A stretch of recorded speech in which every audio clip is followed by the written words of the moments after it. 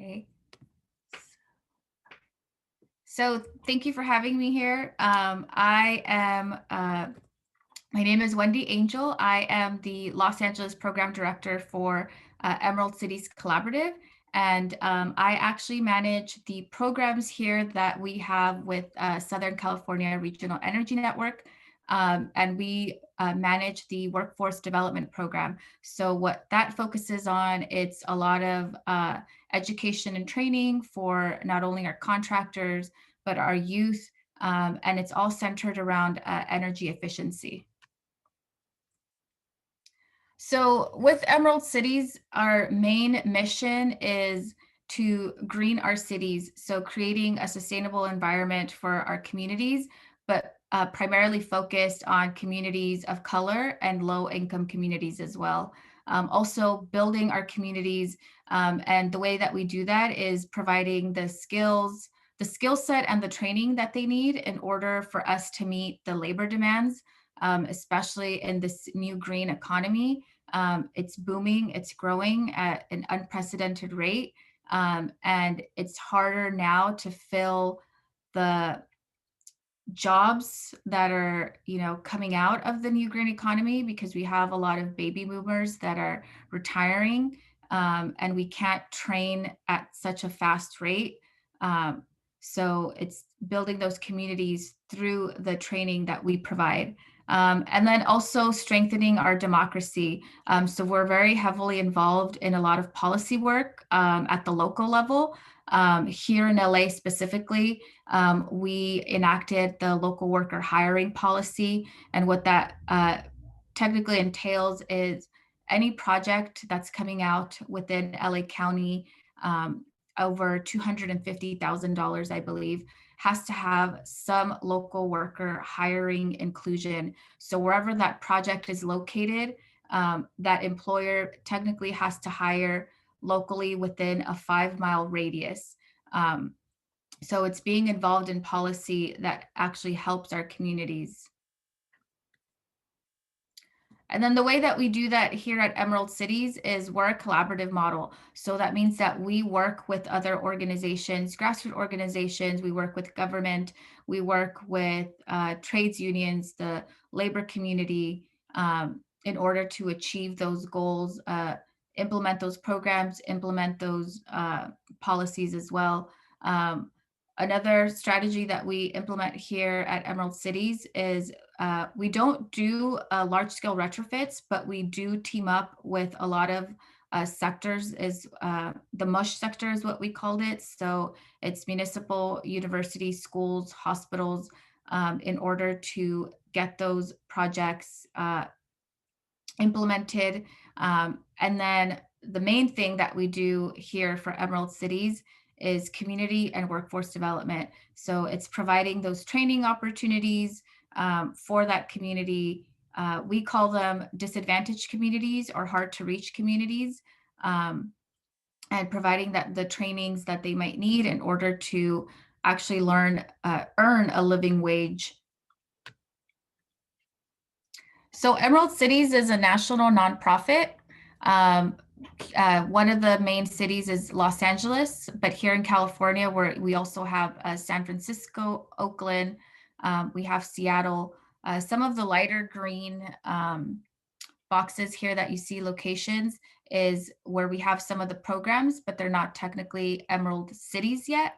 And then our main headquarters is actually in DC. But we are always open to collaborating with other organizations, especially when it comes to implementing new workforce programs. And so some of our Los Angeles programs, like I mentioned, our main program is under the Southern California Regional Energy Network. And that came across by the Public Utilities Commission. They actually fund the program through their investor-owned utilities. And by investor-owned utilities, I mean SoCal Gas or SoCal Edison, Pacific Gas and Electric would be some of those. So all of these programs under this regional energy network is all publicly funded. So we have different sectors under this program. that are tailored to different populations. So we have a public agency program which helps out um, uh, local governments or school districts. We also have a residential program which is tailored to multifamily properties. We have a financing component which helps public agencies put out projects within their facilities departments. And then we have the workforce education and training sector, which is the one that I oversee here in Los Angeles. And we have various training programs aimed at different populations, such as our contractors and our youth as well. So these are all the offerings and sub-programs that we have within what we call, for short, the WET sector, Workforce Education and Training. We have a pathway for our contractors already mapped out where they can go into a multifamily program. They can work with the investor-owned utilities, SoCalGas, SoCal Edison, or they can work with the public sector. So they can go into public construction. And we provide a lot of coaching and hand-holding throughout that whole process. We also have our ACES Pathway program, and that's in partnership with the Los Angeles Community College District. So that's for in-school youth. So it's targeted for high school students. They have dual enrollment courses. So that means that they're taking high school courses and college courses at the same time. We help them earn certifications through the community college district. And then we also do paid internships. So every summer they would be placed at a employer site, obviously before COVID. So we would have public and private partners that would take them on. And, you know, either some of them would be with architecture firms or engineering firms, or a lot of them were with school districts or public works departments for different cities. This summer, we had to tailor it a little bit differently, where they had to do industry recognized certification through SolidWorks. So that was a little bit of an adjustment because of COVID. And then we have our new program, which is called the Green Path Careers Program. And this is aimed specifically at foster youth. And it's actually foster youth that is transitioning out of the system. So we know that because they face a lot of barriers, a lot of them don't take the normal 4-year college pathway route. So we wanted to give them a different alternative that would actually earn them a good career, and most importantly, help them earn a living wage. So we have a certification through the Building Performance Institute, where they can either be an energy auditor or a project manager, depending the career pathway that they want to go to. And then we also do paid work experience. So it's sort of like an internship. So we place them with an employer, and they get to go through all of the paid work experience, but then we also help them along the way, because like I said, they do have more barriers than, you know, other students in their case would. And so the ACES program, it's our Architecture, Construction, Engineering Students Pathway Program. And this is in partnership with LACCD. And specifically, we work directly with the community colleges in the system. So we've worked with East Los Angeles Community College. We've worked with LA Trade Tech, LACCD, Southwest College. So we work directly with the specific community college, depending on the high school that we work with. But one of the main missions of this program is to expose our students, and students particularly in low income or communities of color, to STEM and a focus on energy efficiency. So a lot of the schools that we worked with are Title I schools. So that means that when it's a Title I school, that means that the students are in a low income community. And a lot of them don't have STEM courses offered through the high school. So we bring in those STEM courses through the college. So we do all the community college enrollment with the high school. We worked with the high school as well to help them earn high school credit as well. So it can count as an elective if the high school approves it.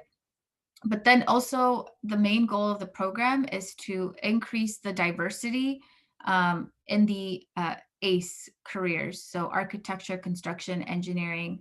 Our director and founder, Veronica Soto, has been in this industry for over 20 years. And one of the main things that she found was when she would go into meetings, she would never see another person of color besides herself.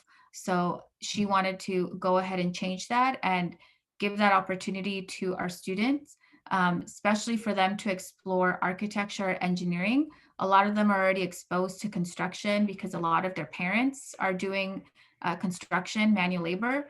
So we wanted to give them, exposure to the different aspects of what construction entails, not just the hand to hammer aspect of it.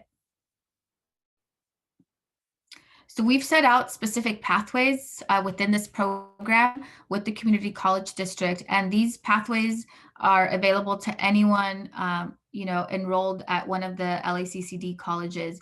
This one is specifically with ELAC, but other of the community colleges have similar courses as well, and they have skill certificate pathways is what they call them.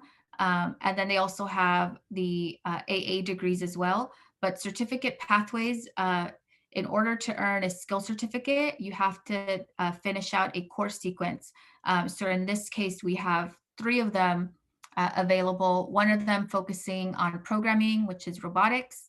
We have another one on engineering graphics, which focuses on engineering software, specifically AutoCAD and SolidWorks.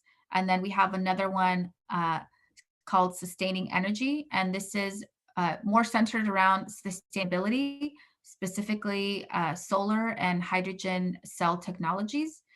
So these are available year round at ELAC. And as long as you finish a course sequence successfully with the C or better, you earn that skill certificate. And these skill certificates are actually industry recognized. So students can use them on the resumes. They can use them to get entry-level jobs. So these have always been very, it looks good for students to put these on the resumes, specifically for our high school students, because we've had a few schools that participate in our program, but we've had only one high school finish out all 3 certificate pathways for a cohort. And, for our students to be able to achieve that and have access to higher education has always been a success. And then also, while students are in high school, you don't pay for any college courses. So it's called K through 12 dual enrollment. And a lot of students don't know this, but it's a great opportunity for them to earn either skill certificates or to start taking some of their general ed requirements now and save money in the long run. We also developed a new industry certification, and this came about because of COVID. We weren't able to do our traditional internship program where we would assign students to a physical employer site. So we developed a partnership with Go Engineer, which is a training program that falls under SolidWorks software. And what they do is they actually provide a certification training for professionals. They've actually never done it for high school students before. So we launched the first high school pilot program. So the students were able to earn the Certified SolidWorks Associate. And this certification is actually internationally recognized. So, they're not only able to get a job here, but they're also able to get a job outside of the US. Once they do finish that basic SolidWorks course, the associate, they can go into the professional course. So it's the Certified SolidWorks Professional. And what the professional means is you're at a professional level of SolidWorks, but you are also able to teach the basic SolidWorks associate course for other students.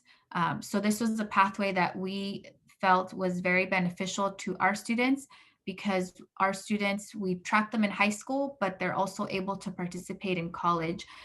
So especially our college students, if they earn that professional certification, then they can come back and teach our younger students.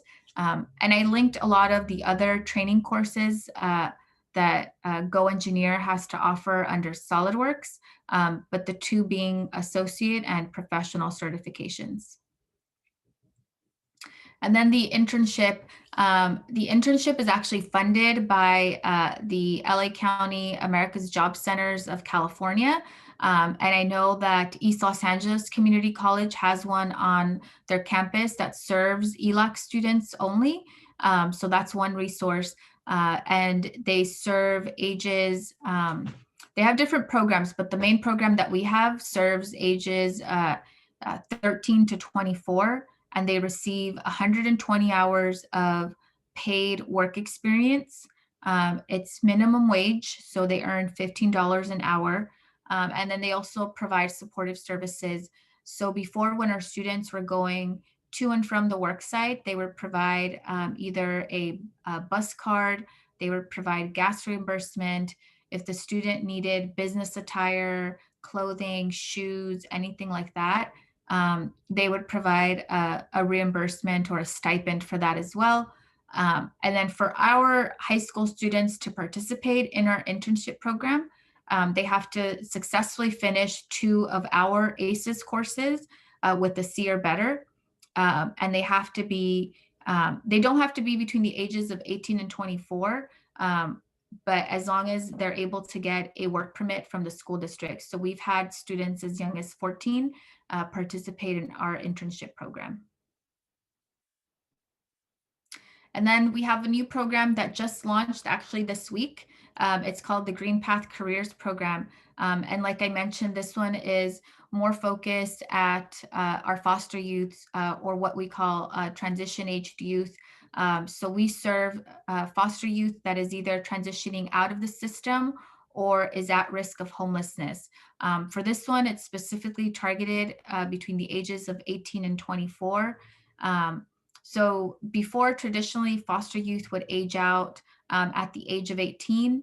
Now they have programs available where the age that they transition out might be 21. But we realize that they have a lot of barriers that they're facing, a lot of trauma that they might have experienced, or if they are not going to a traditional high school and are finishing out their GED, sometimes four-year college is not, within their reach or is not one of their goals. So we wanted to specifically offer this program and tailor this program to them to make sure that they actually earn a living wage, and take advantage of the green building sector and all the opportunities that are arising within that sector. So our training, they go through a BPI training, which is certified through the Building Performance Institute. Our training provider is actually Everblue. So the Building Performance Institute does not provide any training. They just certify the courses in order for the participant to receive that certification. But there are many training providers that you can go through. And our format for our students is blended. So they go through an online 6-week program, which traditionally you're able to finish out in 1 week. But there's a lot of course modules and it is self-paced. So we have weekly benchmarks that our youth has to meet every week, certain courses or modules that they have to finish out. And then we received a lot of feedback from our training provider, where it was more beneficial for them to do an in-person exam training as opposed to something online. There was a higher success rate if they did that in person as opposed to online. And so we went through a more of like a packaged training for our students. And we are offering a building analyst, infiltration and duct leakage, and an envelope professional. And what all this means is once they finish this training, they actually pass the exam. They're certified as an energy auditor. What an energy auditor does is, for example, they can go into a home, they walk through all of the home, they go through all of the specs, and they mark off where you can have energy savings. If it's switching out something as simple as a light bulb, or like a shower head, or changing out your heat pump. Um, it can be simple things like that. They go through all of that, audit the whole home, and then they, present you with the findings of where the highest energy savings can be achieved. And then some of the positions or entry level positions that our students can go into once they are certified, it can be an energy auditor, energy advisor, and then some of those entry level salaries with the certification, they start at 46,000.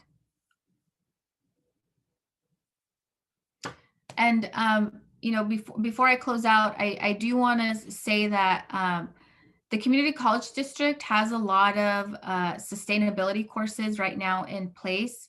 And you might not think, that a lot of these courses come into play with some of the programs that we have, specifically targeted to our youth.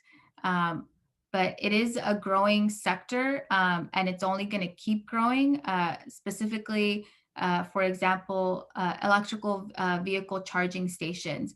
That's something that, we train our contractors on, because it's something that is only going to keep growing, especially with the new policy changes where, carbon emission vehicles and everything has to transition to an EV, electric vehicle by 2035, I believe. So it's only going to keep growing. The same thing with any public construction that's ongoing right now. They have to meet certain energy savings. And a lot of the contractors that we work with, because they are small minority women disadvantaged contractors, a lot of them don't know of the new technologies that are coming out through the green sector. So that's one of our goals here, and within Emerald Cities as well, is always helping out the community, making sure that they have the resources and the training options and education, in order to grow in this new industry. And with that, I'll take any questions that you might have. Thank you so much, Wendy. Corey, if you have any questions and you want to pop them in the chat, you're totally welcome to do so. But hold on. No worries if not, though. Wendy, oh no, you're good. You're fine. No, I didn't have any questions. I'm just wondering, are you guys gonna, if you could put your contact in the chat, Chloe, just so I have it. Also, are you gonna post this? This is gonna go up on YouTube, Corey. Yeah, I'm gonna send out. Okay, cool. Yeah. So I'll send out actually to your professor and like all the professors, like a little sheet that has links to all of these in like a couple of weeks once I got all the captioning down. But yeah, you will have access to all of those, and they'll be like posted publicly. Great, just so I can kind of review it while I summarize it. For sure. Wendy, I was wondering, I had a question. Could you talk a little bit about like what personally drew you to the Emerald Cities Collaborative? I know you said you were poli-sci major, so how'd you end up here, basically? I was an intern with our founder and the ACES program, Veronica Soto. So I never thought of going into engineering before, because, it wasn't offered at my high school, and it was a misconception on my part where I thought that it was, more towards like the boys, and it was very like math driven. So that wasn't something that I thought that I could do. But in college, I actually participated in an intern program that the previous director actually had. And that's how I got involved. And then I came into Emerald Cities, through the previous director as well, because she had started the ACES program. And I came in as a coordinator. So I was running the program. I was working directly with the high schools, and working directly with the students, working directly with the parents. And that's what I love doing, is helping our students, be exposed to these new opportunities. And then the same with our contractors. They are very small contractors. A lot of them have been doing, small private work. They don't think that they're capable of going into like the large public sector. But with the right help, with the right tools, especially with, the hand holding that we provide and the coaching, um, they're able to achieve that. And we've seen that, with the contractors that we've worked with over the years. They just only keep increasing their capacity, as long as they're provided the resources and the tools. That's awesome. I have one other question for you. So your organization provides all these like really wonderful opportunities to get into obviously like the STEM side of the green sector, which makes a lot of sense. But I'm just kind of curious, has the Emerald Cities Collaborative sort of considered maybe doing something similar for students who might be interested in like energy policy or anything like that? Like, I'm We're very involved in policy. And then it depends, because we have the other Emerald cities, obviously nationally. So there's different focuses for different cities. gotcha. Here in LA, we have our programs under SoCalREN, but in San Francisco and in Oakland and Seattle, they have a contractor program as well. But then they also have other programs around either there's one, it's our Anchors in Resilient Communities, and that one is focused more around like the food sustainability, urban farming. So there's different focuses, and then with all of that, there's a lot of policy involved. So our focus here in LA in terms of policy is to make sure that our communities have, the opportunity to be able to participate. So a lot of the policy change revolves around that.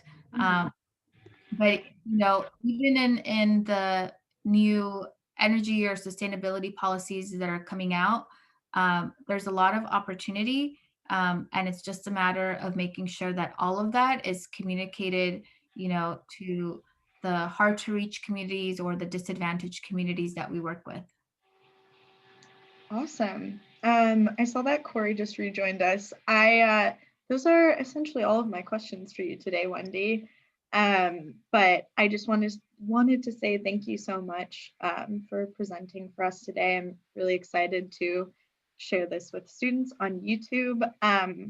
If you can send me links to ACES or like any kind of resources you want shared with students, that would be wonderful. I'd love to send that out on all of our email chains.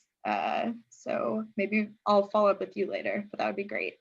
Yes, I'll go ahead and send you all that. And I just want to say, when you think of, climate action or, climate change, a lot of people, don't think of training programs. A lot of it is centered around policy. But we need, to establish the foundation and basics in order to, get these opportunities out there, making sure that our communities are not left behind, because typically that's the case, and that's what we've seen, that our communities are not given the opportunity. And we have a lot of talent within our communities, especially with our contractors. Our contractors are very skilled, they're able to do the work, and a lot of the times at a lower rate than the bigger companies are actually able to. So it's just a matter of, like I said, making sure that they are not left behind, and that in any outreach or any, you know, anything that we do or put out there is making sure that all of that is communicated to them. That's awesome. That's a beautiful message. Thank you. Thank you for having us leave off on that note. I'm going to go ahead and stop the recording really quickly.